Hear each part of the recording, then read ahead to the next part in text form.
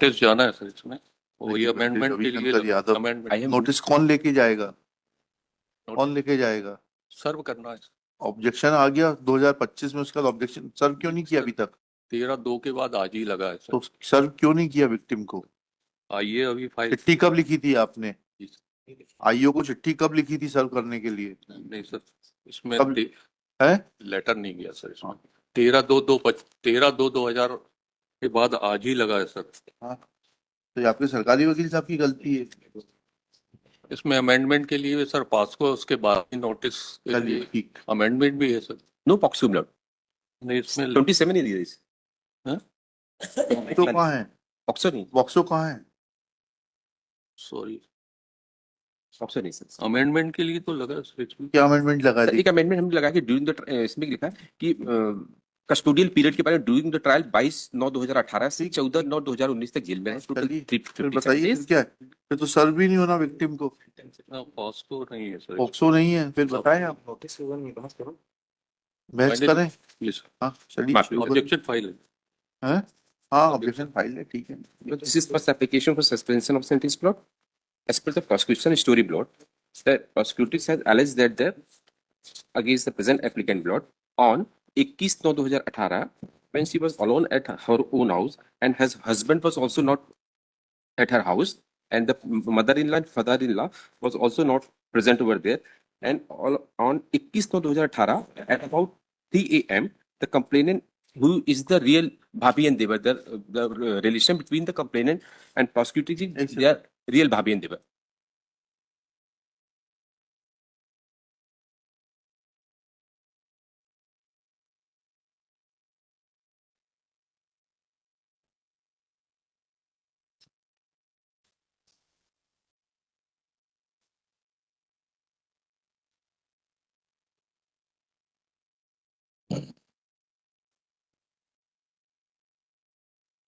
T12 है, DNA report क्या है?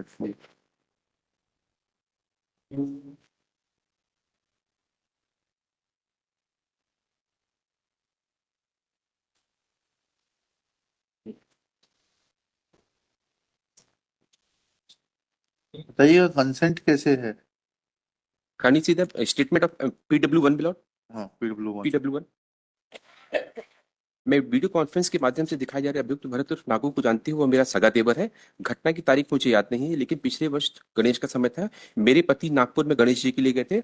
मेरे सास ससुर मौसिया सास खत्म होने पर चिखलार गए थे। घर में मैं और मेरी नंद और 3 बच्चे थे। मैं करीब 12 बजे गणेश जी देखकर वापस आई और आकर आकर बच्चों के साथ घर में सो गई थी। मैं बीच में सो रही थी, 2 बच्चे दोनों तरफ सो रहे थे। घटना सुबह 3 बजे की है। देवर नागू उस दिन बीच वाले कमरे में सोया हुआ था। जिस कमरे में नागू सोया हुआ था उसके पीछे वाले कमरे में मैं सोई हुई थी। घर के आगे में पीछे छपरी बनी थी। अभियुक्त करीब 3 बजे मेरे पास आया। आकर उसने मुझे जगाने की कोशिश की, लेकिन मैं नहीं जागी। मेरी नींद खुलने ही वाली थी। उसी समय उसने तकिया से मेरा मुंह दबा दिया। उसके बाद नागू ने मेरे साथ बलात्कार किया। मैं उठने की स्थिति नहीं थी। एक बार उठने का प्रयास किया, तब गिर गई थी। तब दोबारा बिस्तर पर लेटी रही। उसी समय लगभग आधा घंटे बाद पुनः नागू फिर से मेरे कमरे में आ गया और मेरे मुंह पर हाथ रख दिया। मैं चिल्लाने का प्रयास की तो उसने चिल्लाने नहीं दिया और उसने दूसरी बार मेरे साथ बलात्कार किया। फिर मैं छूटकर भागी और कमरे में चिल्लाई। तब मेरी जिठानी ताराबाई आ गई और ताराबाई कमरे के अंदर आ गई। उस समय नागू भागकर बाहर की कंसेंट कहाँ से आ गई? आप तो मुझे ये बता दीजिए। PW टीम डॉट कहाँ? थोड़ा सा 2 लाइन पढ़ दीजिए कि उसकी कंसेंचुअल पार्टी थी वो। PW टीम डॉट पीडब्ल्यू बनी की तो पूछेंगे। पीडब्ल्यू थोड़ा टू थोड़ा बताएगी कंसेंट।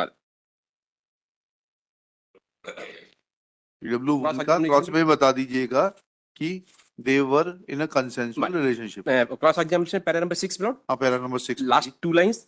ये सही है कि यदि मैं घर में आवाज लगाऊं तो आसपास के आजू बाजू वाले लोग आ जाएंगे। Para number 6 plot. ये सही कि जब नागू मेरे घर आया था उस समय मेरे बच्चे सोए थे। ये कहना सही है कि नागू के आने पर बच्चे वगैरह जाग गए थे। स्वतः कहा जब मैं चिल्लाई थी तब जागे थे। यह सही है कि जब पहली बार नागू मेरे पास आया था तब मैं चिल्लाई नहीं थी। स्वतः कहा कि उसने मेरा तकिए से मुंह दबा दिया था। यह कहना गलत कि मुंह पर तकिया रखने के कारण मैं नागू को पहचान नहीं पाई थी। यह सही है कि मैंने नागू को गिराने के लिए काफी हाथ पर चलाए थे, लेकिन मेरी आवाज बाहर नहीं निकल पा रही थी। 7वां पैरा। यह सही है कि मैंने नागू को लात मारने की कोशिश नहीं की थी। स्वतः कहा कि मैंने हाथों से मारने की कोशिश की थी। उसी में मेरी चोरी क्या हो गया भाई? इससे कंसेंट कहाँ आ रही वकील साहब?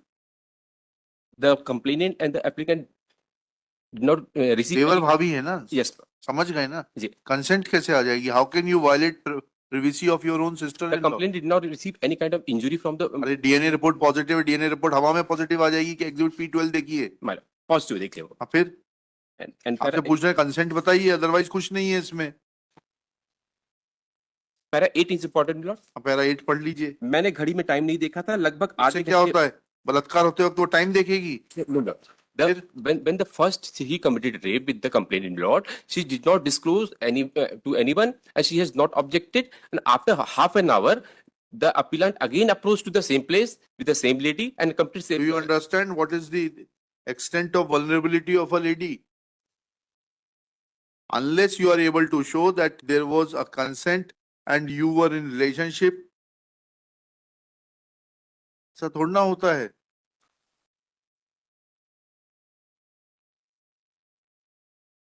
विश्राम करने दीजिए इनको, अच्छा है थोड़े दिन.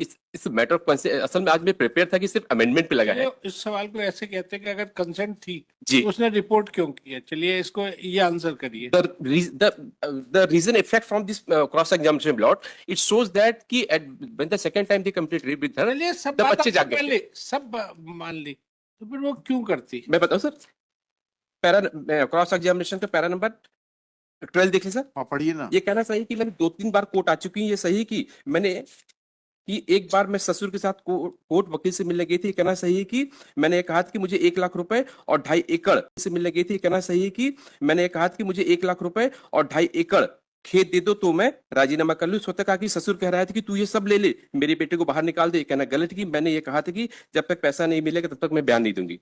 और इन्होंने बताया कि जब मुझे घटना हुई तो घटना के बाद मेरी देवरानी आ गई थी. देवरानी का क्रॉस एग्जामिनेशन पैरा P5 देख लीजिए देवरानी आनी गई थी, उसने चिल्लाया तब देवरानी आई. जी. Para number 5 It is not that they were caught red-handed, as a result of which she lodged report. It is not their prosecution case. चिल्लाने पे Prosecution आई नहीं. case is that second time when she could find some room. She raised an alarm. On raising of an alarm, PW2 came to the room and then you ran away to the छपरी. This is the case. Sorry. And case ये अलग हो जाता. बिल्कुल इतना हम समझते हैं बारीक फर्क जी. कि वो देवरानी आ गई, उसने देख लिया तो मैंने FIR कर दी. Something different. PW2 की स्टेटमेंट देखिए sir. PWC has not supported the prosecution story. कोई नहीं करेगा. उस महिला का, अकेले का, विक्टिम का स्टेटमेंट पर्याप्त है. चलिए क्या करना है इसको? I may permit to withdraw this suspension of sentence. DNA report exhibit P12 and there being no element इतना is dismissed as withdrawn. चलिए. Lord, in this case, Lord, Hmm. deceased was the wife of the appellant, Lord. She committed suicide, and thereafter an FIR was registered.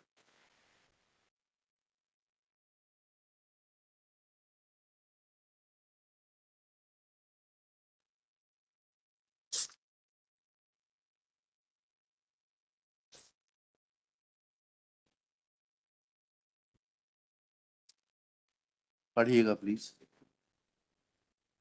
Prosecution story, Lord, at जी. page number para 3. Para 3, Lord. अभियोजन का मामला संक्षेप इस प्रकार के दिनांक 20/7/2022 को स्वयं अभियुक्त भरत सिंह खैरवार द्वारा थाना सुल्तानपुर, जिला रायपुर, मध्य प्रदेश में इस आशय की सूचना दी गई कि उसकी शादी 1 साल पहले आरती के साथ हुई थी. कल दिनांक 19/7/2022 को रात को करीब 9 बजे वो खाना खाकर सो गया था. उसकी पत्नी आरती उस समय मोबाइल चला रही थी. वह आज सुबह 6 बजे उठकर सोकर उठा था. मौत का कारण क्या है? मौत आत्महत्या. गलत आत्महत्या नहीं है, गला घोटने से. गला घोटने से. आत्महत्या गला घोटने से नहीं होती है वकील साहब. नहीं, इसमें एक चीज आई है हाँ. कि एक साड़ी को जब्त की गई हमसे. उस अरे वो तो साड़ी ठीक को है, लेकिन वो तो लेटी हुई थी ना आपके बाजू में, लटकी थोड़ी ना थी. आपकी स्टोरी ये है that when after having food you slept. She was working on a mobile. Right. And you got up at 6 o'clock. She was sleeping by your side. You tried to woke her up. She did not respond. आपके parents आए, she did not respond. तो strangulation लटकने से कैसे हो जाएगा? तो लटकी हुई मिलती. फिर अगर आत्महत्या होती तो वो लटकी हुई मिलती. जी.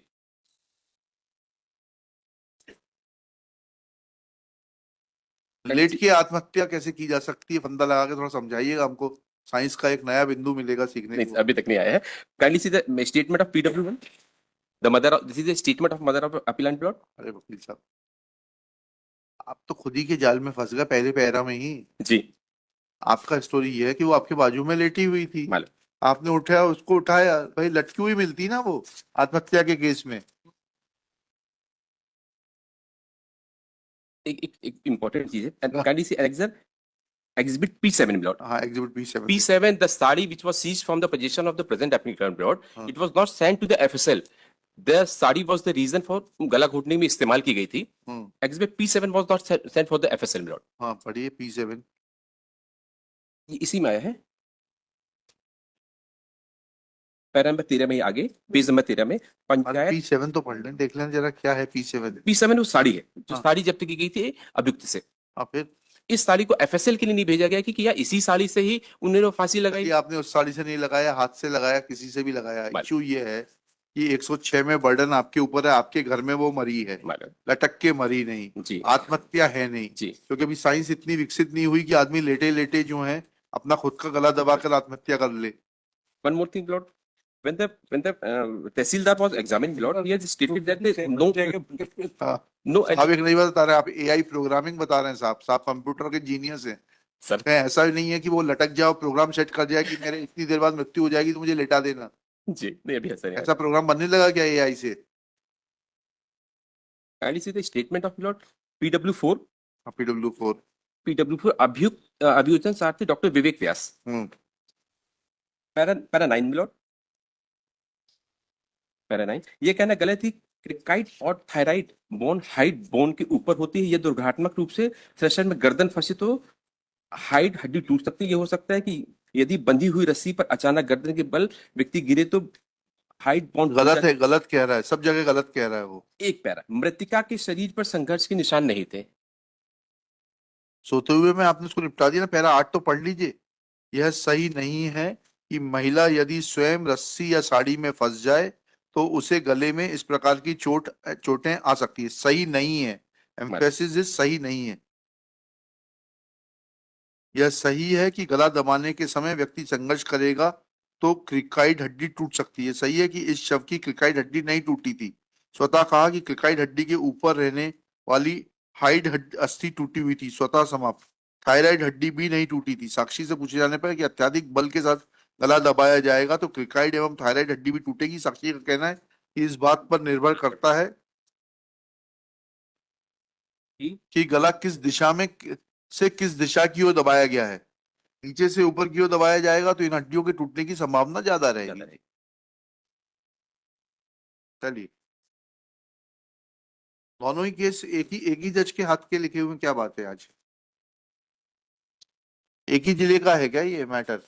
नहीं, अलग अलग है, अलग। हाँ, एक अलग अलग। चलिए, क्या करना है इसको? Ravishankar Yadav, after arguing at length and unable to convince that it's a case of suicide and not murder, prays for withdrawal of IA 32841/2024. Accordingly, it is dismissed as withdrawn. इसमें ऑब्जेक्शन के लिए 4 वीक टाइम मिल गया। जी।